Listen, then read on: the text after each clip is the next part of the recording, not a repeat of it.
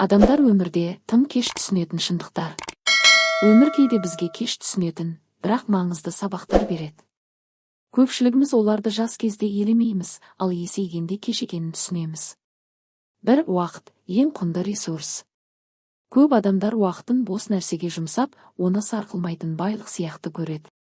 Бірақ жылдар өткен сайын ең бағалы нәрсе ақша емес, уақыт екенін түсінеді.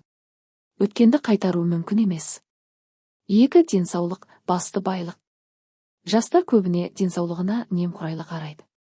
Бірақ денсаулық нашарлай бастағанда оның орнына ештеңе келмейтінін түсінеді. Алдын алу емдеуден оңай. Барлығы өткінші. Өмірдегі қиындықтар да қуанышты сәттерде өтеді.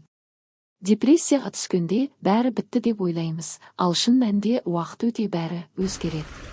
Өкінгенше әрекет жасаған дұрыс. Көп адамдар батыл қадам жасамай, мүмкіндіктерін жіберіп алады.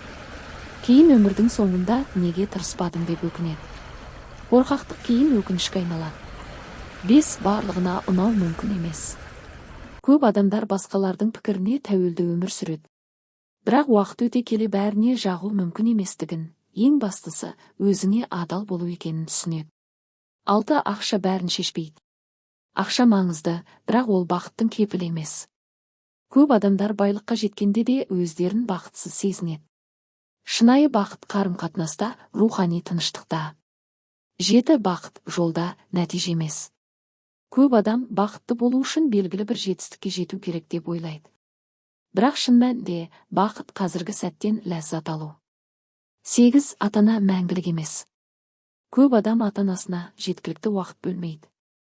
Ал олар өмірден өткенде ғана олардың орны ешқашан толмайтынын түсінеді.